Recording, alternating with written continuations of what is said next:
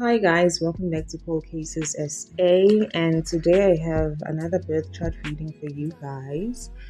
So, a birth chart reading is basically the screenshot of the sky where you were born, and the placement of the stars, the planets, and the asteroids will tell the story of your life. So in today's video, I was particularly interested in this individual because of everything happening in South Africa politically, with the judicial system and all the exposing that's been happening. So he is someone who has been heavily mentioned in the allegations made by Lieutenant-General Mkhwanazi in the initial first briefing and since. So he has been heavily mentioned in all these allegations, and I was like, I am so interested in seeing who this person is outside of the public persona and see what drives him, who he is internally, and what he stands for basically, and just see whether this is something, all these allegations, these are something that he would participate in or he would do. So today I am doing Shadrack Sibiya's birth chart reading, and let's get into it, guys.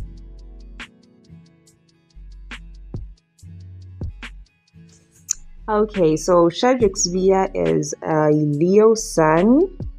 So he's born under the zodiac sign of Leo, and he has his sun conjunct Mercury and Jupiter all in the sign of Leo. So Leo represents one's ego, personality, and confidence.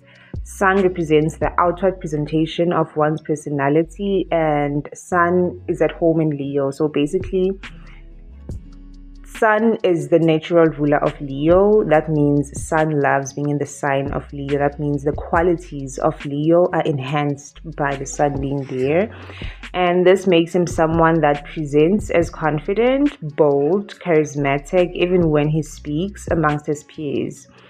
He speaks in a way that presents as confident, bold, and charismatic. He has his Mercury in Leo as well, conjunct the Sun. So basically, it makes him someone amongst his peers that is seen in that way. And having your Sun conjunct your Mercury in the same planet, this makes you like the conventional qualities of whatever sign that is.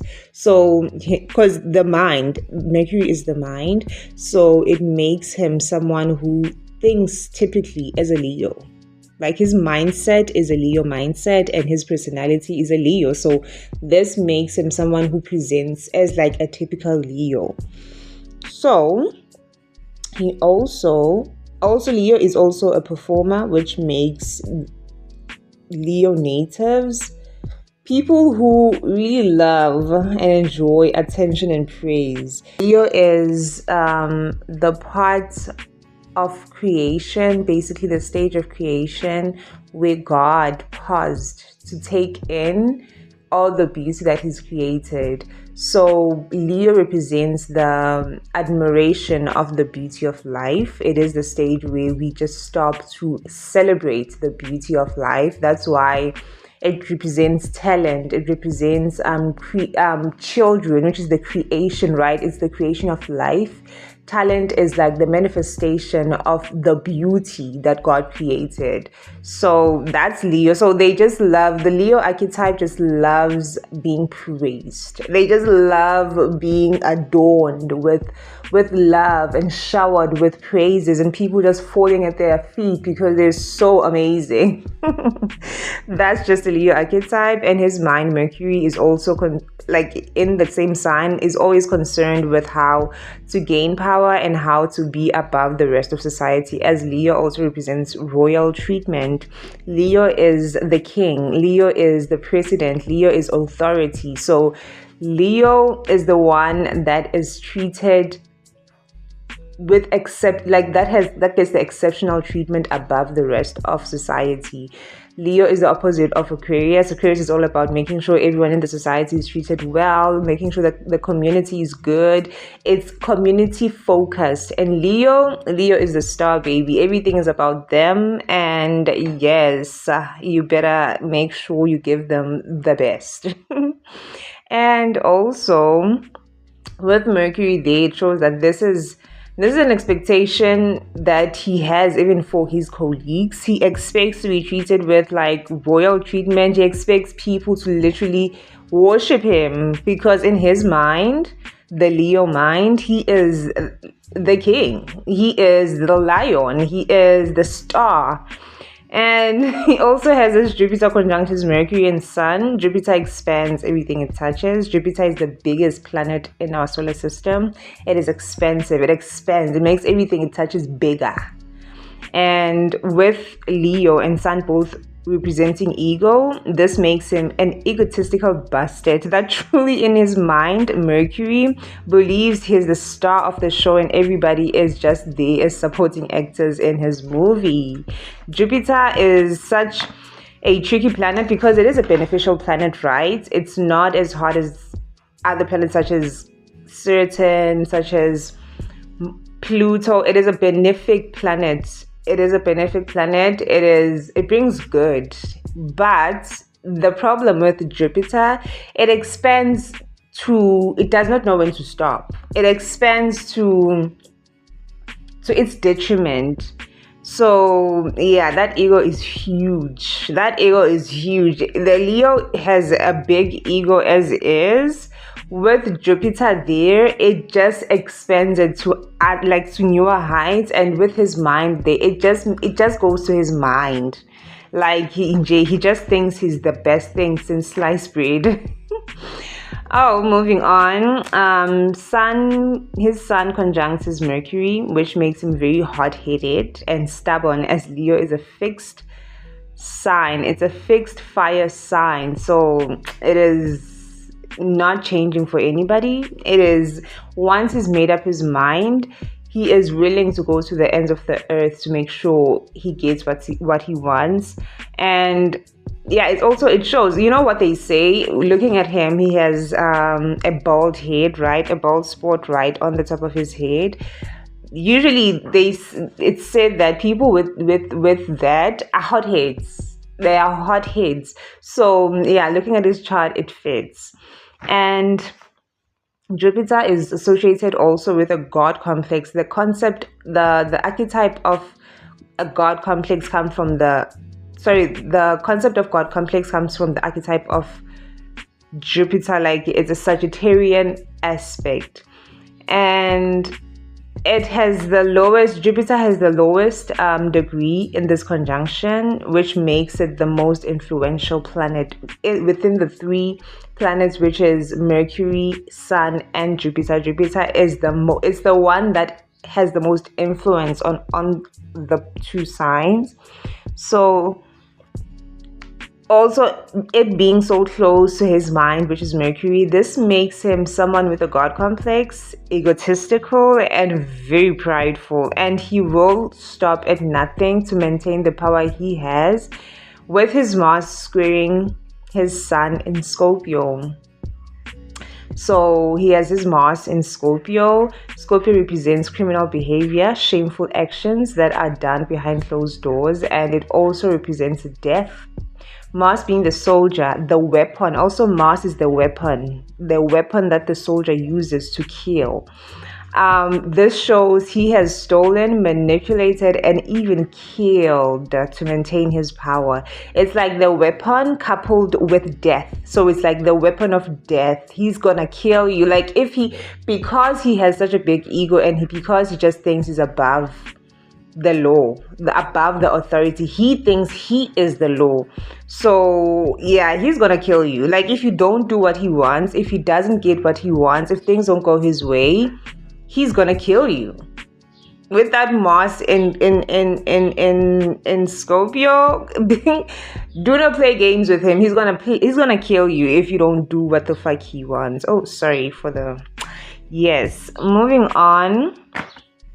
With Mars also in Scorpio, this highlights his ruthlessness and his quest for power. Mars is also your drive. What drives you? What gets you up from bed in the morning? And what's your passion? What is your life force? And for him, what drives him is power.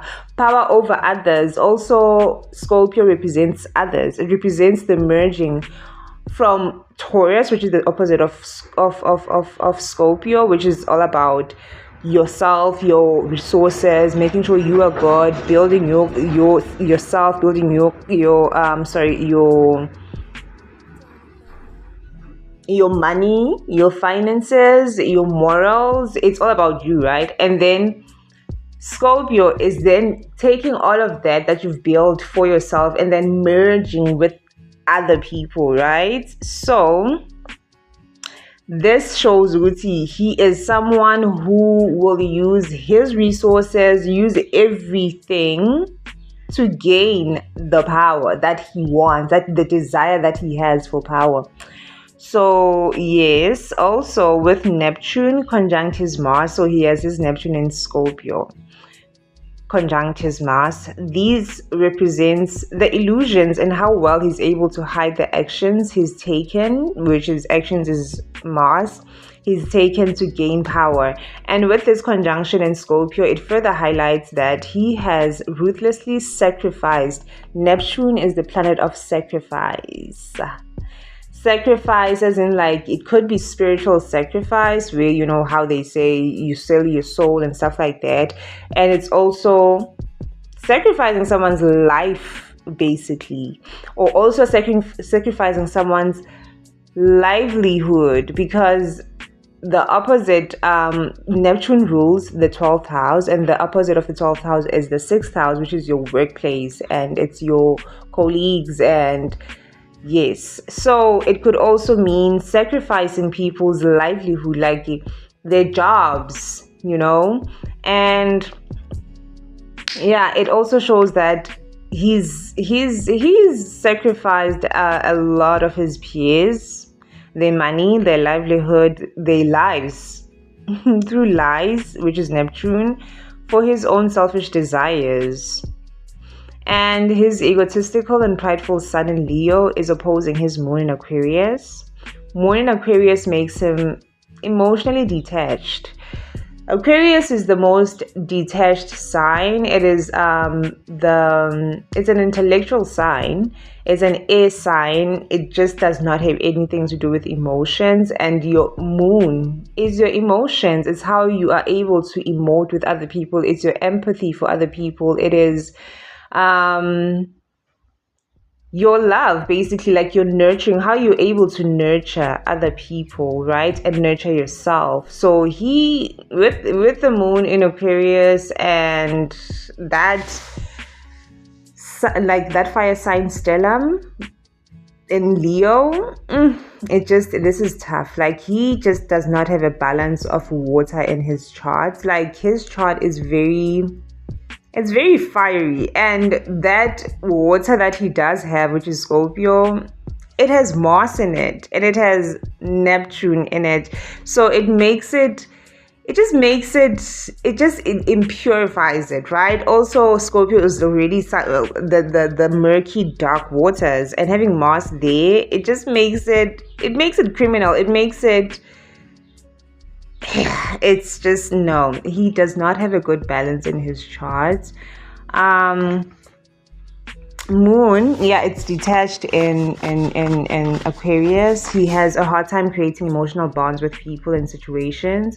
And the moon opposing his sun shows that the persona he shows to the world, which is the sun is the outward personality, he shows to the world or outwardly is completely different from the what internally drives him, which is the moon, and what his true intentions are, which is represented by the moon, even from childhood. Because remember, the moon is your mother, and the sun is your father. So when we go into astrology, when we go into your childhood life and everything, that's how we look at the moon and the sun. So this also shows that even in childhood, he struggled to reconcile his needs, which is the moon, versus his wants, which is the sun. And his ego wants all the praise, while his emotions need to serve and improve the community. But because of the nature of Aquarius and its very detached nature, he is able to suppress what he needs in favor of what he wants. Especially because he does not have too many planets in Aquarius, and he has a lot in stellum in Leo. So this makes the Leo part very, very much more powerful than that moon, because it's like that stellum makes the Leo part of him take over, the ego part of him take over. And moon also in Aquarius makes him someone who is more comfortable existing in groups than alone. However, of course, with that Leo stellum, he is someone who wants to be the leader of the group. He wants to be the star of the group. He wants the focus to be the center of the group, but he needs the group. Yeah, so that moon in Aquarius makes him someone that exists better or functions better when he's in a group. This also makes him this part about him makes him someone who will probably or might have at some point in his life joined a cult or almost joined a cult at least once or twice in his lifetime. And clearly he's involved in some criminal mafia cult type situation as alleged by General Mkhwanazi. And he also has, the moon also represents secrets and things that are done in the dark behind closed doors. And it's also like very practical if you think about it. The moon comes out at night when people are in their homes behind closed doors. No one knows what's happening in their neighbor's house, because it's like it's your family secret. It's like your things. It's like private, right? So yeah, you can look at it in a practical way that.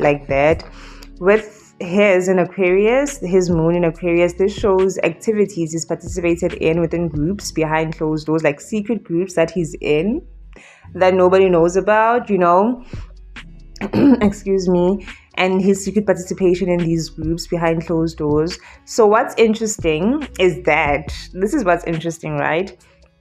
The synastry between Sibiya and General Mkhwanazi. General Mkhwanazi has his Aquarius sun, is an Aquarius sun, right? And the sun is the brightest planet in our solar system. So wherever the sun sits, it brings light and it illuminates that place. So General Mkhwanazi's sun sits on Sibiya's secrets and secret participation in certain groups, which is the moon, his moon. So in synastry, their sun, Mkhwanazi's sun sits together with Sibiya's moon. That means at some point,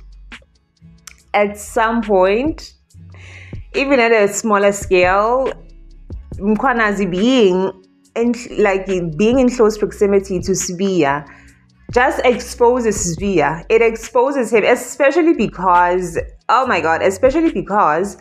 Mkhwanazi is a Sun and Mercury in Aquarius, which makes him a typical Aquarius, and Sibiya having Sun and Mercury in Leo, which is the opposite of Aquarius. So they really are driven by opposite things. Sibiya is all about his ego and praise and making sure that he just creates this empire for himself, where everybody's looking at him, making and understanding that he is the gift from God. And Mkhwanazi, which is the opposite, which is Aquarius, he's driven, or his mind is always concerned with making sure that everything that he does is fair. It's fair to the next person, it's fair to the society, and that he's improving the society through his intellect, right? Because Aquarius is intellectual and making sure that he is and making sure that he's gonna leave a mark, that he improved, like there's something that he did for society, and making like he coming up with these innovative ideas to improve society. So yeah, they are really, really are different people. Like different, like they are driven by different things, and this is why I think the biggest clash. But that sun, Mkhonazi's sun sitting on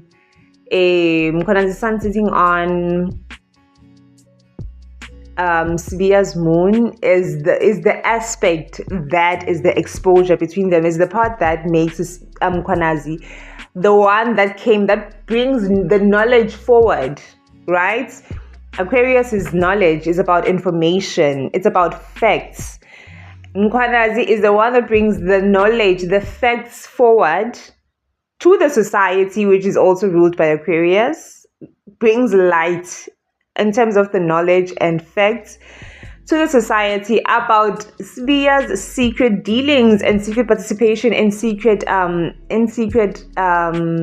groups that nobody knows about, and secret friendships, because also Aquarius rules friendships and friendship groups. So yeah, no, he's going down. He's going down. And also he has his north node. I'm not gonna get too much into this, but I wanted to touch on it because I'm like, this also adds to like the selfishness of everything with Sibiya. He has his north node in Aries. Aries is the soldier. Aries is all about self. Aries is all about making sure that you're prioritizing your identity and desires. So the 29th degree is the culmination of an energy. This is where the energy is the most potent in this degree. This is where in this lifetime, Mkhonazi, because it's the 29th degree, this is the last time this is the last lifetime where he's gonna be able to go after his desires full force without and actually accomplish it, right? Because the next lifetime he gets, he moves into Taurus.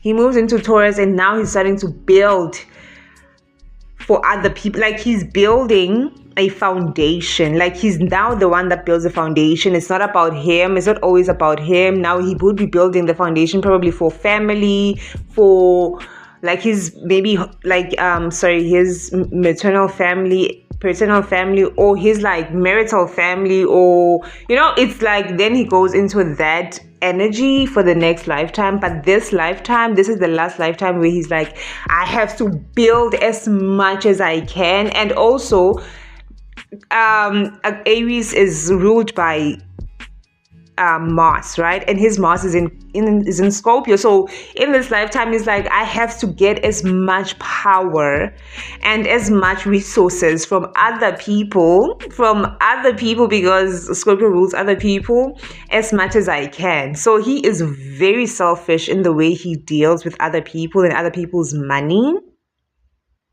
and other people's legacies, because also Scorpio rules legacy. It rules legacy. And this, having his Mars there and having his North Node in the 29th degree of Aries, shows Ruti.